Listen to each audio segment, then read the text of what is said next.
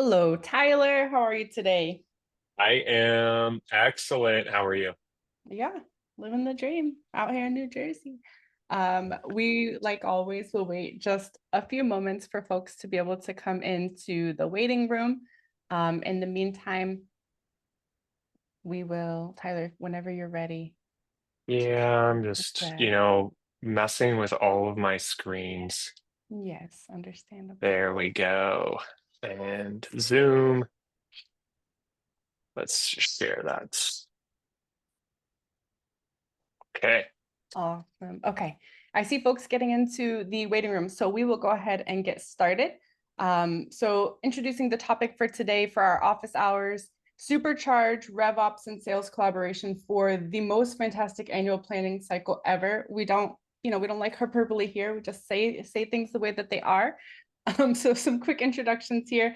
My name is Ashley Kim. I lead customer education at Fullcast. So that involves doing live trainings, curating our educational content, and working with our technical documentation team to make sure that people are enabled and understand how to use the platform to its fullest. And we're joined by Tyler Simons, our go-to-market RevOps Fullcast expert extraordinaire. Anything you'd add to that, Tyler? No, I'm notorious for the shortest intros of all time and underselling myself, so that works perfectly for me. Awesome. All right. And Tyler does the implementations right now and everything about consulting and making sure people know how to set up their instances to make it work for their teams. So we'll go ahead and dive into our session for today. And I will be kind of playing a moderator role just to give Tyler somebody to talk to. So I'll start by going through our key topics for the day. So as it relates to annual planning and sales and RevOps collaboration, we'll talk first about bringing sales leaders into the Fullcast app, viewing coverage assignments at a glance, leveraging reporting, using account level notes to communicate, and managing manual moves and name types. So the main buckets of things that we're going to talk about. We'll do a combination of slides as well as some tours in the app to actually show the functionality that you can use for the things that we'll be describing in the presentation. So expect that, and then also know that I'll be keeping an eye on the Q&A box at all times. Feel free to drop questions there, and we'll either get to them as they come or save time at the end, depending on how that ends up working out. And then there will be a feedback survey at the end, and we will send out recording slides, links to resources, and so forth in an email tomorrow. So without further ado, shall we? Poll. Oh, I'll launch our poll really quick. So hopefully people can see this. If you can't see it, feel free to, I think you can maybe do a chat or a Q&A if you're not able to see things. But we've got 3 quick questions for folks. I'll pause a couple breaths here to give people a chance to chime in with their answers. Really what we're trying to get at here are some main things about collaboration. So for the benefit of the recording, I'll talk through these questions while we're looking at responses. The first one is, what do your sales leaders value most from RevOps during annual planning? The second question, what has been the most effective strategy in fostering collaboration between sales and RevOps? And the third question, what is the biggest challenge in collaboration between sales and RevOps?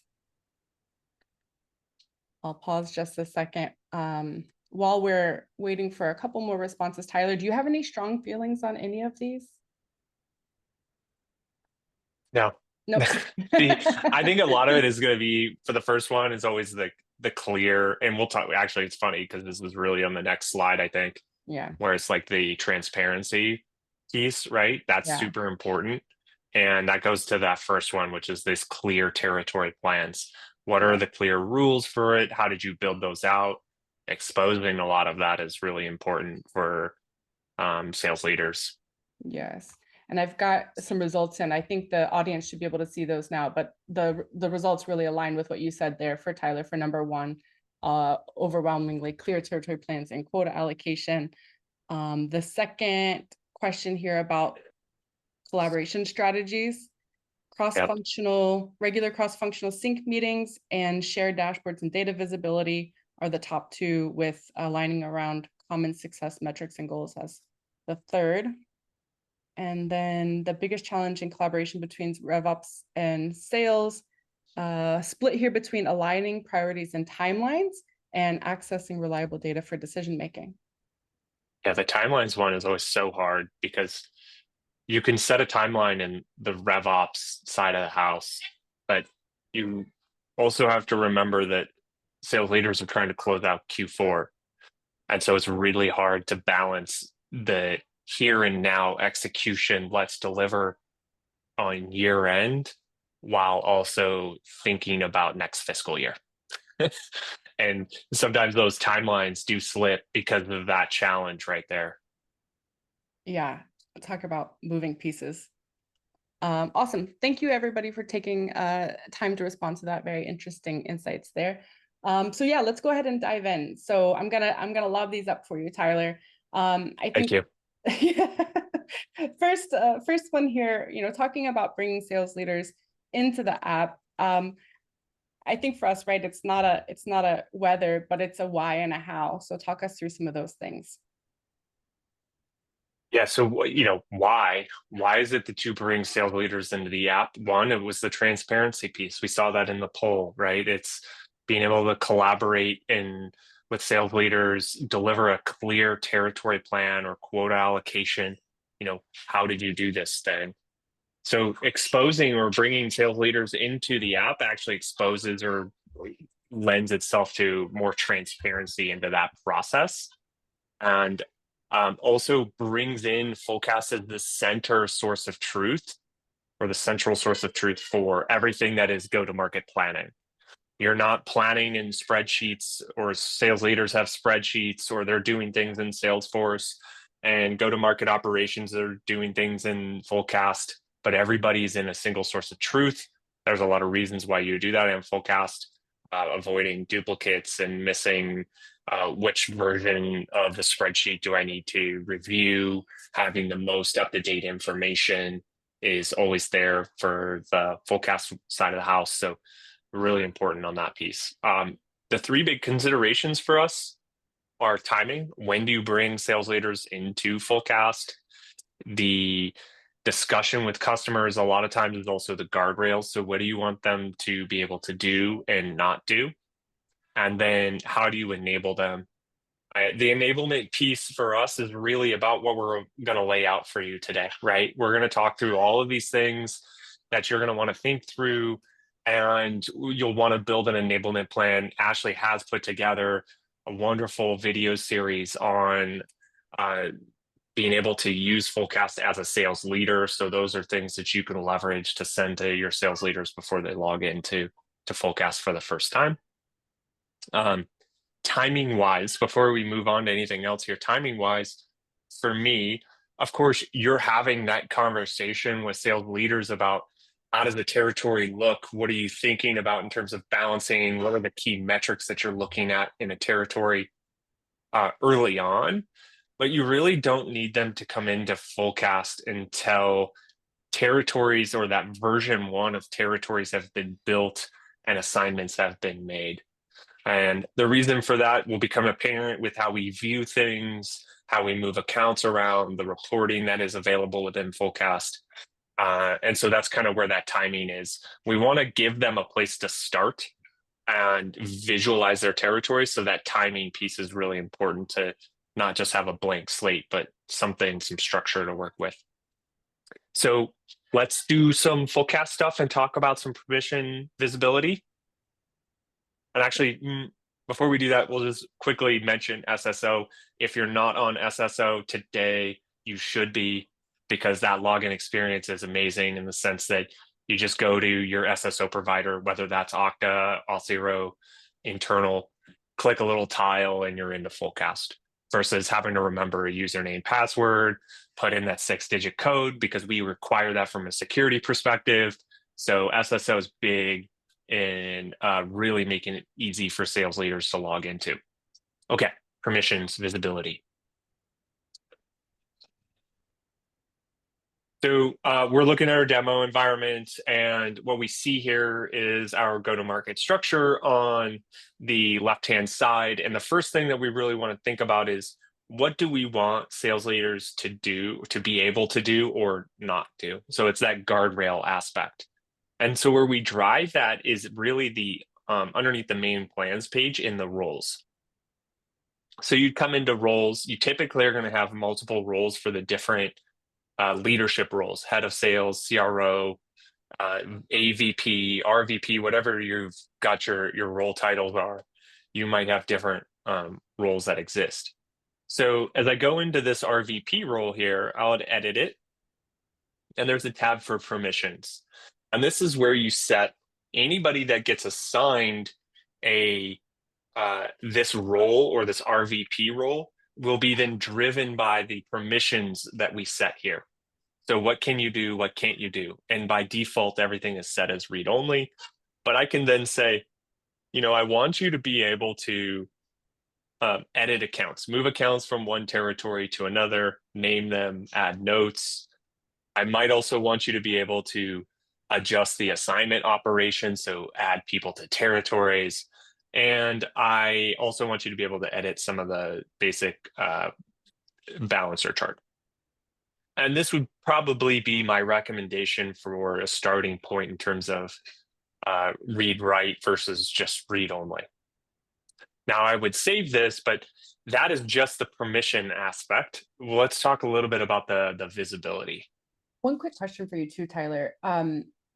If the commit option there is not set as read write, that means that they only have the option to propose. It'll only give them the option to propose changes, right? Correct. Yeah, you cannot commit. And we'll talk about this on the later slide, but proposed state is a state that exists only in Fullcast. We propose those changes. You see those yellow dots exist on the left-hand side. And a commit state for us is the let's go push that to Salesforce. At least that's for plans that are exporting, and there's some nuances there which are out of scope for today. Right, yes. All right, so let's go back into our sales plan here. So let's talk about the visibility piece, right? As you think about a sales leader logging into Fullcast, we typically aren't going to want them to just see everything. There's a lot of information here, a lot of data, and you may want to just start with them seeing only the territory that they're responsible for. So as I think about enterprise and the 5 territories plus unassigned here, as I drive a coverage statement, and we'll change this to sales manager.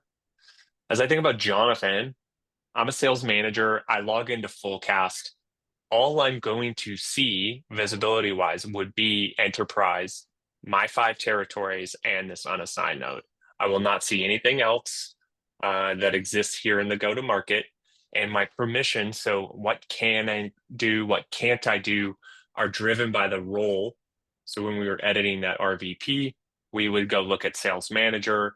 And because I'm Jonathan and I'm assigned as a sales manager, those permissions are set in the role, and that tells me what I can and can't do within the scope that I have visible to me, which is enterprise and down below. So that is the initial starting point for people. And we can go a step further. And what we hear a lot of times is saying, well, Jonathan, I want Jonathan to be able to move accounts around in enterprise, but I don't want him to be able to move things in mid-market, but I do want him to be able to see mid-market. So there's this visibility piece that you want to broaden out beyond just enterprise. And you can do that through a read-only or a view-only role. And so when we were in the roles page, you would create one, just call it read-only or view-only. And what you would then take that role, and maybe it's a mayor, you would come in here, create an assignment for Jonathan, and use the role of read only. And so then what that means is that when Jonathan logs in to the platform, Jonathan would see a mayor, all the territories in a mayor, but not be able to interact with government, mid-market, SMB, can't move accounts around, can't change coverage assignments, but can still in the enterprise world make those changes to the account, make the changes to coverage assignments. So I think the last thing on our slide, if I remember right, correct me if I'm wrong, was the saved views. Yes. Great. All right. So saved views are great for sales leaders, especially when they're learning the tool for the first time. There's a lot in here, and knowing how to drag fields out onto the grid back and forth and manage to see your data can be just one additional thing for our enablement, and kind of working through that. And as they learn the tool, they'll become more proficient at that. And certainly as I add things, I can drag and drop. But our saved views allow us to pre-save a bunch of recommended data views for sales leaders, and that exists under the actions menu up here. So I'd change the view. Here I've got some saved ones. I can go into shipping address view, which would refresh and show me a shipping address view, which actually I think was similar because it was just in that view, but we can change it to literally anything else we want. So I don't even know what's in this new view one, but different view with different columns and data and things like that. And this makes it really helpful to quickly change screens. And you can see I've got a different set of KPIs metrics. And also there's a filter that has been applied to my grid view. So there's a lot of things that can be pre-saved for sales leaders to view specific sets of accounts and information within their territory structure, and highly recommend setting those up for those sales leaders. Okay. I think that covers bringing leaders into Fullcast app. Anything else you'd like to add, Ashley? No, I think the only thing that what was I thinking about saved views is people sometimes get confused. And did we show role details? I'm so sorry. We're going to talk about that in a minute. Okay, all right. Yep. Thank you. No, that's all. Yep, that's actually the next slide. Great. Yeah, so moving on to coverage assignments here. What do we see as being helpful for sales leaders coming from a Salesforce world where every account has an owner and that owner is the AE or some version of that, to a Fullcast world where every account belongs to a territory and a person gets assigned to a territory? So talk us through what coverage assignments look like in Fullcast and how we can make that approachable for sales leaders. It's so funny when I talk about this, there's really, it doesn't sound like there's much difference, right? From the standpoint that when you think about Salesforce, they got this field called account owner. And so you think about it from the standpoint that like this account, Disney, is owned by this account owner, Ashley. And so this account belongs to Ashley. And when you come into the Fullcast world, we really try to break that notion. And it's probably more semantics than anything, but it's really our perspective is about scaling that go-to-market. And so what we do is that accounts actually belong to the territory that they're assigned to, and then reps get assigned to the territory. And the reason for that is that people are really the things that change the most often within the go-to-market year. So you're thinking about promotions, people leaving the business, people getting hired. Within promotions, there's also like transfers from one team to another team. So there's a lot of stuff that happens there that makes people the most dynamic part of your go-to-market or go-to-market plan. And by aligning accounts directly to a territory allows you to use a rules-based approach with your territories that allows you to scale the territory structure, add territories. And as people go, we can kind of manage that stuff in a coverage tab with effective dates of start and end and so on and so forth. So what does that mean to a sales leader? Well, for the longest time, 20, 30 years, or even 5 years that you've been a sales leader, like as you think about your territories, you think about them from a rep perspective. So you're like, Ashley has this territory or these sets of accounts.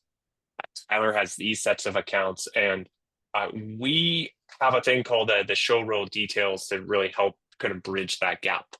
And we can look at this right now, right? Enterprise 1 through 5 mean nothing to me from a sales leader perspective because they're just names. Super important from the scalability perspective. We know that Smart Plans built these things. They're very well balanced. but I really want to see who the reps are assigned to each of the territories. So as I come up to that 3 dots on the show role details, I can then toggle this on to show the account executives assigned to the territories. You can do much more like a survivorship piece, but today we'll just do the AE piece. And so this will refresh and now show me the people as the top level. So I can see Roland is the AE assigned to Enterprise 1, Cheryl here is assigned to Enterprise 2, and so on and so forth. So this really helps kind of bring back that view of whose territory am I talking about or looking at each moment without having to pivot into this coverage tab and looking at Roland. And so we'll change that now.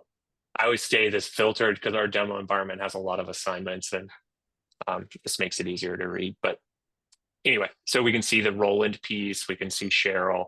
So this would be one way to do it, but certainly if you're moving quickly and moving accounts around and just wanting to see a broader picture of who's assigned where, this is a great view for us. Okay. Keeping my eye for questions.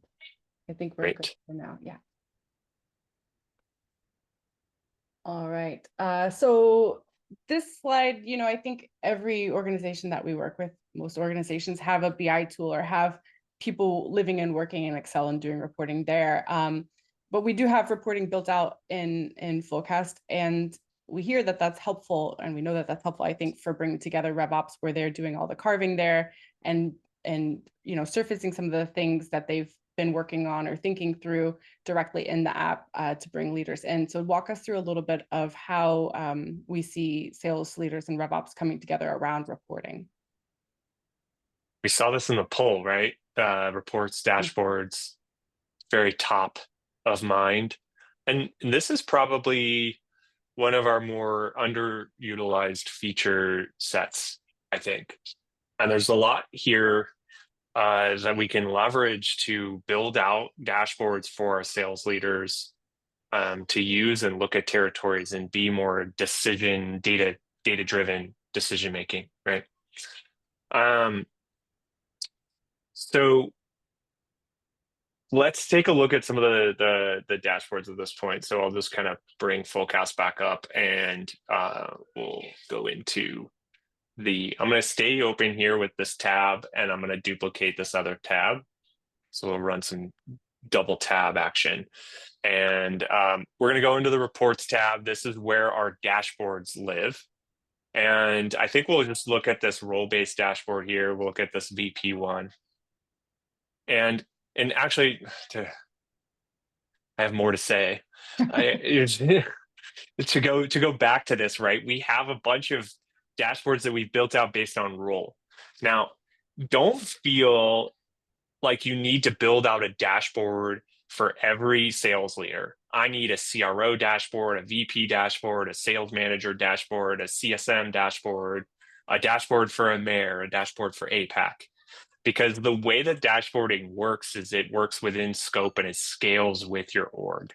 Now, the only time that you're going to make a decision where you actually want to split or create a new dashboard is when the CRO wants to look at the open headcount and the sales manager doesn't care as much about open headcount and cares more about the balance of high propensity accounts or something like that, right? And when the metrics that you need to put in the dashboard are different, then that is what's going to make you create a new dashboard. And you're going to see how kind of this scales, and we'll go back into our VP dashboard. We have a bunch of reports here. That's great. And I'm at all companies. So as I think about that Jonathan who was assigned to enterprise, when Jonathan logs in, he's only going to see enterprise. So if he went into the VP dashboard, it refreshes to show me just what I can see, which is enterprise. So when I was talking about those metrics, if it's the same thing between those roles, then I don't need to create 450 different dashboards. I can just do the one.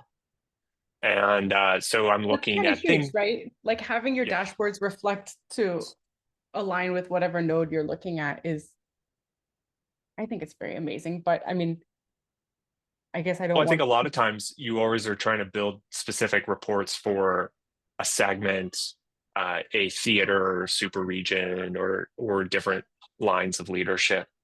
And that's fine when things differ in terms of the metrics, but if you can just use the same set of reports to scale across your org, that saves a ton of time. All right, so from this standpoint, we've got a bunch of reports that we've built out. We've got just a chart with some cool filling in on different impacts of just looking at our tiers versus bookings potential. I'm going to run through these. We're not going to spend a ton of time inside the actual report, but there's like balance of number of accounts, the penetration of accounts. We have tables that are available to show maybe impacts of current versus proposed changes. And we have some coverage reports, so TBHs, etc. This was actually better when you scale this out to like the all companies. And now I can see all of my TBHs for each territory. So where are my open headcount? I'll go back down to enterprise.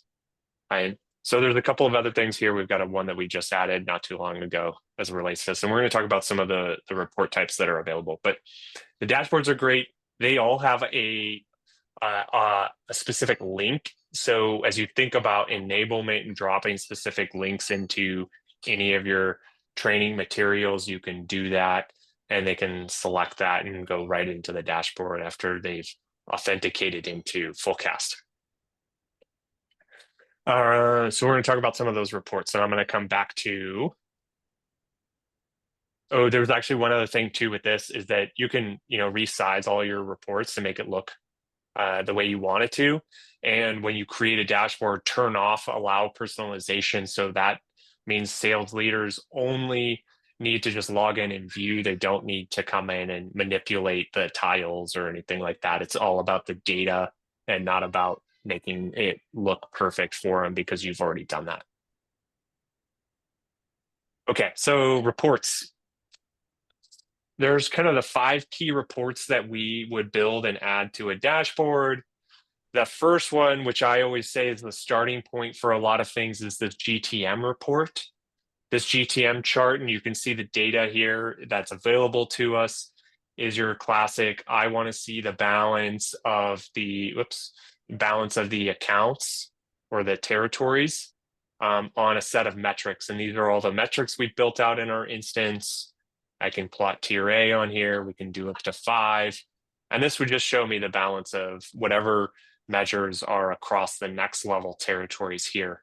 If I wanted to see this with people, we've got our assignments here and we can drag those into the dimension instead of a territory name. But I also like to extract people out of it and leverage the territory name for this because it gives it some objectivity. As soon as you want to layer in some additional information, maybe looking at the split by industry or bringing in opportunity information or any of the other tables and objects that you're bringing in from Salesforce, we would then pivot into a basic chart. There's a little bit more data here, and you can kind of slice and dice things a little bit differently, but similar reporting functionality with respect to that. That coverage report, looking at who's been assigned to what territories, and that is a great example of where are my TBHs or what are the start and end dates of people. I find that these are really helpful throughout the year as you're trying to figure out like who is covering a territory and when, and where are my open head counts. Have we mishired? So we said we were going to hire this person in March, but now it's June and it's still an open head count. So these types of reports can help identify where those gaps are in the plan and be able to take action on them. Portfolio report, very similar to a report in Salesforce, like pulling an account level reports, except for we allow you to bring in assignments so you can see all of your account level data. And a lot of times what you're going to do with this is say, I want to see a book of business for my reps in a report that I can download. And this here, you would build in the specific fields that you want to see, and then you can put in the assignments, so who was assigned where, or the territory name, and see all of the stuff within a grid. I still prefer to look at that view through the main grid. Maybe that's just how I decide I like to visualize it. Maybe I'm comfortable with that, but this is great because I can manipulate the columns. I can download the data into Excel, and the portfolio report function is very similar to that. And maybe some use cases for that is I'm spending more time in here. I want to focus on a specific set of accounts and see what those look like. As soon as you kind of go above, 5,000-6,000 accounts and you're wanting to really manipulate that data, then the grid is still a better choice than doing that in a report.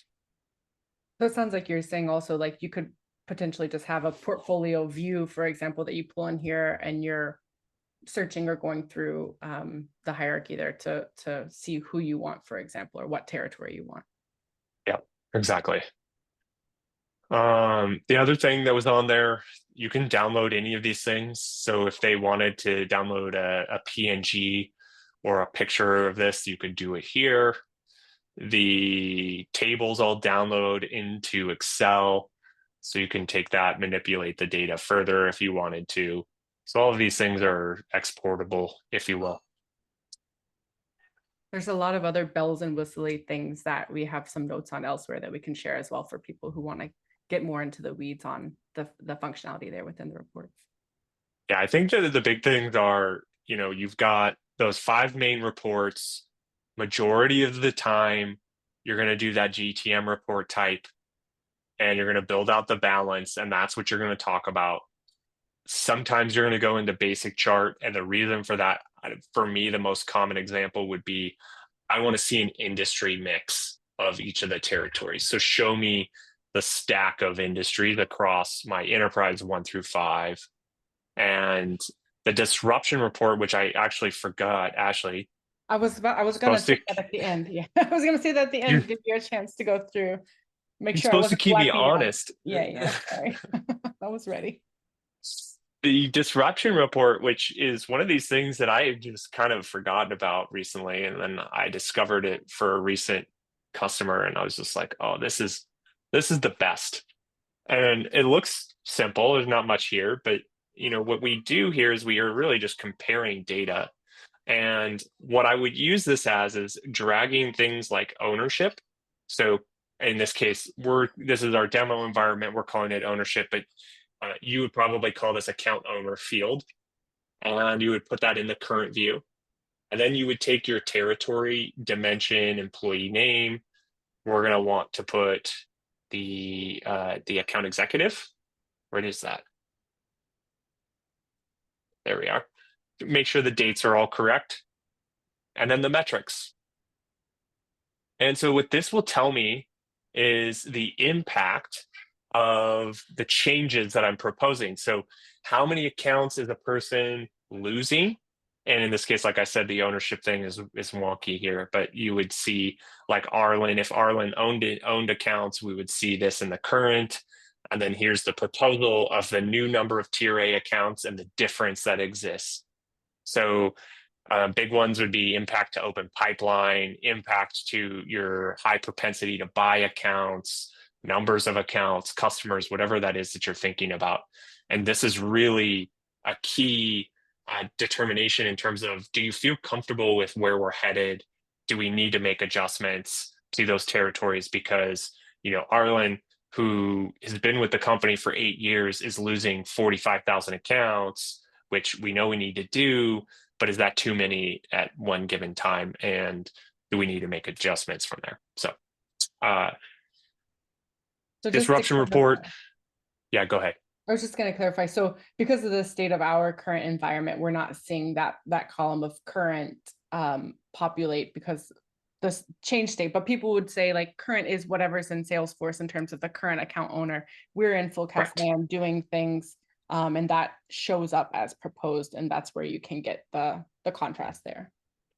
Yeah, and the other thing you could do too is if you have like changes here instead of current column, I could pull in the same view in terms of the account executive, but go back into like this time frame, right? So I could go compare this fiscal year against next fiscal year, and then this would show me a different structure. I have no idea what this is going to look like. Maybe it'll look similar So this Right. looks a little bit better in the sense that you're seeing these. There's not a ton of changes between the two Right. at this point, but this would be a comparison that you could do within Fullcast. Show me who currently owns accounts in a territory and who's going to own the accounts in the new territory. And but if you're new to Fullcast and you're doing things for the first time, then comparing the account owner field from Salesforce against the proposed assignment would be a great way to view that impact. It's a Got it. good point, good call out. Okay.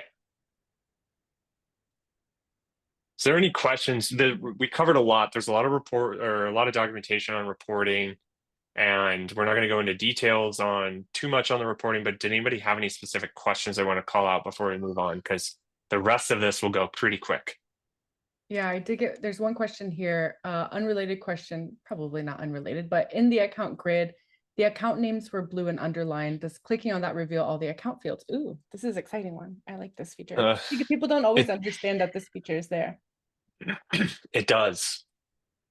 So you can set this up, and I believe our demo environment maybe is sort of set up for it. Not too bad.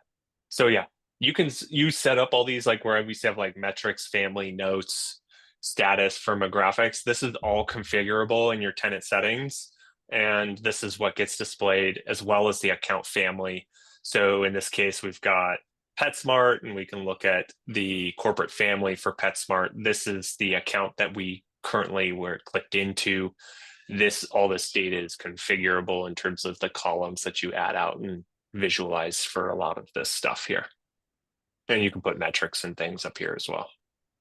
Makes me think it's something that we haven't necessarily focused in on being valuable for sales leaders. But since the question came up, I'm thinking maybe that is something that they would want to kind of look at a different, slightly different view than everything in the grid.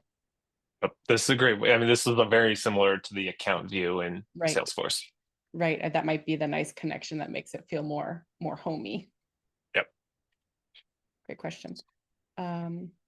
Any other questions at this moment? Nope.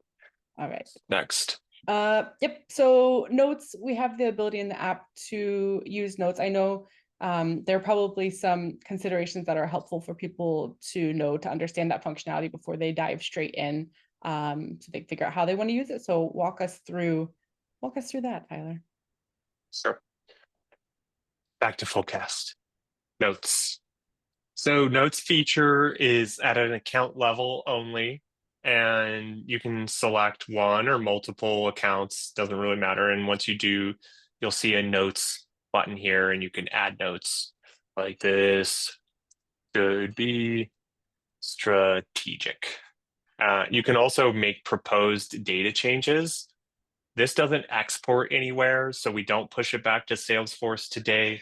It is something that you would just kind of pull into an Excel file and you could report on this. The notes themselves, when you do save in a note, you would see a little note icon. And in fact, I'll just kind of add in the notes field itself. And then we'll sort on that. And so we can see these notes. These notes have structure with the notes themselves, any data changes like this, who proposed it or modified it and when. And then you can see this note icon here. Unfortunately, today they're not searchable. So you can't search from in here. So what we recommend for customers, if they want to search and filter on things, that they just download all the notes into an Excel file and manipulate from there. And that's notes. Great way for just kind of getting that historical information around maybe why you moved an account. A lot of times my big recommendation is I'm moving this account and I'm pinning it or naming it as an account, which we'll talk about in a bit. And we want to say why we made that decision, right? And it should be strategic. Well, why? The employee account was wrong, or this is a larger enterprise, or this is a focus account, whatever that might be. And so those are kind of work really well in tandem with the named account functionality. So it sounds like, based on the capabilities and limitations of our notes, that keeping it something simple like a workflow where ops is, comes up with the territory carve like you talked about earlier, sales comes into the app for the first time, they are checking things out. And so maybe you have a few specific things like, here's why I moved it, here's why I think it's wrong, or something very limited in scope so that you have a structure and you know what to look like is probably the most realistic. Yep. Yep. It's just so that, as you start to collaborate more in Fullcast, you're not just seeing random moves that are happening and feel like they're happening in a vacuum, but there's a little bit more context around why some of the moves got made. And this isn't going to need to be done for every single move that you do, but there might be things that are against the rules that you built. I'm assigning an account that's based in New York to a rep based in California that owns a West Coast territory, right? Like, and those are reasons where you might want to drive a note, like build a note to communicate why you made that decision. Because as a RevOps person, I'm going to look at it and go, well, that's in New York. Why is this assigned? And I'll just read around the rules to move it where it needs to be. And so Yeah. that's kind of the reason why you would want to do the note stuff. Did we show, I might have blacked out, did we show clicking on the little notes bubble icon in the grid to show it, or did we just show looking at it in the grid? Yeah, I mean, we can, like, you're talking about this. Yeah, I just don't Yeah, remember if we showed that. Okay. you That's can all. click the little icons, everyone. All Thanks. right. All right, plugging right along. Okay, so this one you already kind of alluded to, right? But I think sales leaders are going to want to move things manually. They're going to want to make those decisions, like the example you just gave, and we allow for that to happen using the manual moves and name types. So walk us through things to consider there, and how that works. All right. Manual moves, name types, super important because they provide us with flexibility. We know you'll hear rules-based a million times from Fullcast. That's how you scale. But sometimes the rules don't work in accordance with how you want to actually assign out accounts, which is where moving things manually comes into play, or naming them as accounts. So thinking like strategic territories that you're, naming 10 accounts to, because that rep's going to work like a global entity. Autonomy as well, right? This is what enables sales leaders to take control of their territories, make those fine-tune adjustments. So you've done that V1, you've leveraged Smart Plan to balance everything on propensity to buy or open pipeline or number of customers, whatever it is that you want to do. And then the sales leader can then take that as a starting point and then essentially move things around to better align certain accounts with reps. And so the piece here for us, This does take and ops out of the picture in some ways, right? Like instead of having to field tickets and review things and so forth, it's all within Fullcast, right? Like you can carve the parameters and allow them to lead their world with your oversight, really, right? exactly, I don't know that it takes you fully out of this, process. It doesn't loop you out. It's just another feedback loop. And, we think about before you had looped sales leaders into this, if you were just doing straight territory planning and said, here's your territories, go sell. I think not looping sales leaders in kind of leaves this on the table for not building this consensus or this buy-in into the territories. It's almost like something being forced upon you. Mhm. And that's not always the best feeling in the world. Like when you're being told to take out the trash when you're a kid, you're not like, I don't want to do that. But if you kind of make it part of the overall process and we do this together, then you're more apt to take out the trash. I don't know why that was top of mind for me, but it was. But Your to-do yeah, list. yeah. I was always thinking about how can I get Colette to take out the trash. She's 2. She's nowhere near doing that yet. Anyway, the so we coming back to this. So we talked about like moving accounts around, right? And we've got Jonathan. I'm Jonathan today. I've got my enterprise territories, and I know my reps really well, and I know that Cheryl here has a relationship with an executive in Amazon.com, and so she's been able to penetrate that more than maybe like somebody else that has like, I think this is an enterprise 3, right? And so what she can do is, or what I can do as a sales leader is just drag this account to Cheryl's territory. We will always ask, how to treat corporate families. That is an enablement piece that we do want to work with our sales leader on, because if we want to bring all of the subsidiaries along with us, we should, especially with Amazon, there's a lot. And then this is where the named accounts and exceptions come into play. For us, both of those functionally are exactly the same. The definition wise, the ones that I've made up are really just named accounts, or things like strategic accounts, things that we're going to keep throughout the year, and exceptions are exceptions to the rule. So that example I used with New York being assigned to California, that is an exception, and we can, pin that in place. And then they would propose that change. So going back to the permissions, I can only propose a change, not commit. And this is essentially this approval workflow that also exists within Fullcast. Commit being, let's push this to Salesforce. Propose being, let me see some of these yellow dots here to see what's been proposed. And so sales leaders can come in, propose a bunch of changes in Fullcast. Then you can have that cross-functional meeting that everyone keyed in on the poll, and to discuss the changes, right? And so I can come into the difference view, and I would drag in some of these other key fields that I've got as it relates to changes, and say, okay, well, here are all these proposed changes within my enterprise territories, proposing from a node to a node and proposed by. There's also notes if you were leveraging that, so you can see that in the grid. And you can review that together and go through that, and assuming that everything looks great and we're happy with the metrics in the dashboards and the changes, then we would just commit those from a RevOps perspective and be done and along on our way. And I think one thing that comes to mind is, I'm always thinking about education and enablement and things like that. And I think we've seen the most success with sales leaders when they're actually able to get in there and do something. So you kind of mentioned looking at it together, and maybe it's like the first time you show your rough carve, right? You can have them log into the app, you can point them to things, explain where things are, so that they get the benefit of like getting familiar with the app while having you guiding them, and they're actually seeing stuff that matters to them. So I can imagine that being a good way to go about it. And I know that before there were a lot of people, sales leaders, getting into the app in our customers' instances, they would just do a screen share a lot of the time and kind of like have working sessions where they're sorting things out. So I think that's something to consider as well. Yep, it's perfect. Thanks. Let's see here. Let's get rid of this stuff. And then, did we forget anything off of our deck?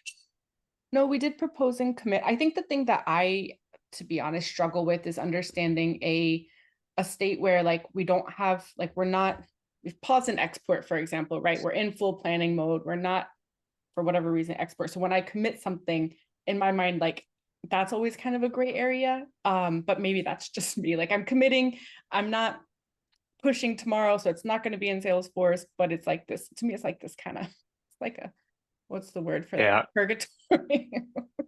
I don't know. Well, I don't know. I don't know the meaning of purgatory, but like this interstellar, I don't know. I'm between the walls. Like you're kind of like there, but you're not. I don't know. Is there an easy way to remember that for personal?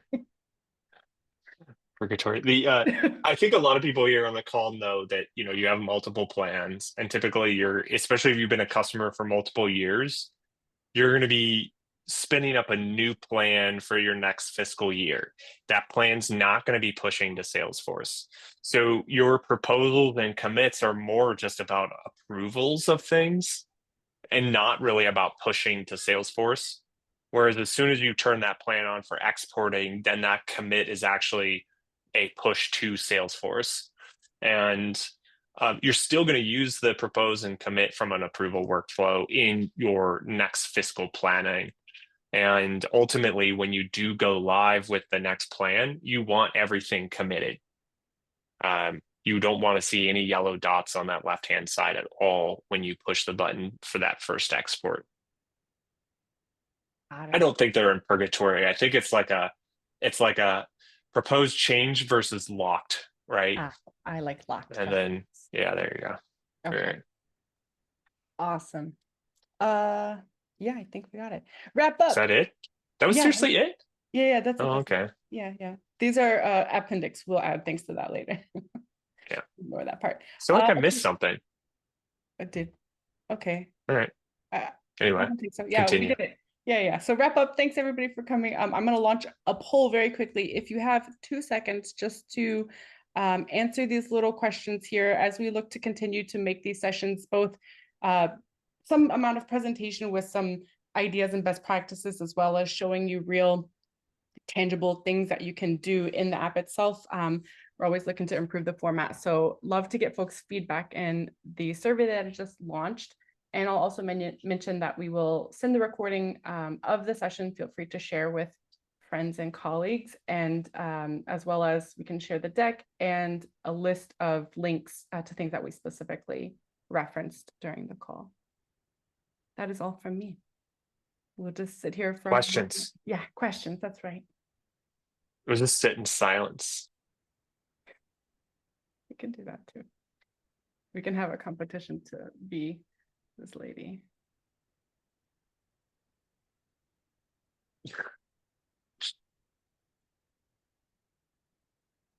It's okay to say in your poll that you don't want me to drive any more of these meetings. I mean, I guess while we're waiting, though, do you have any like final thoughts, like big takeaways? If you could tell everybody one thing that you've learned, over the course of the year, seeing that collaboration between RevOps and sales. And also, if anybody on the call wants to chat what their biggest takeaway is, we'd love to hear that as well. Yeah, the poll said it all, really. The initial poll with the meetings, the cross-functional meetings, starting those early. We talked about the timing of bringing, I'm going to say 2 things. The timing of bringing sales leaders into the app. That's important, but it's even more important to start that conversation way earlier around what does a good territory look like and why is that a good territory to you and your business? Because everyone's going to have a different view of that. Public sector is going to be this way, and enterprise is going to be that way. And so thinking about that and making sure you hear that feedback and incorporate that into your version 1 of your territory plan will be really key for success later on. And then the second thing was getting those dashboards and reports built. And I still think it's one of the more underutilized features of Fullcast, mostly probably because it's on a separate tab and it doesn't really get thought about as much. But those can be leveraged to really help visualize territories from a more higher level view than just looking at onesie twosie accounts and trying to make decisions there. And this ultimately comes back to, do you feel confident in what you're about to go live with for next fiscal year? And confidence means hitting the number, right? And that's really what it's all about. Great point. Awesome. Okay. Well, no questions that I've seen, so I think we can call it a webinar office hour session. Thanks, Tyler, for making time. We will follow up with everyone tomorrow, and we'll see you on the next one. Thank you, everybody. Thanks. See ya. Bye.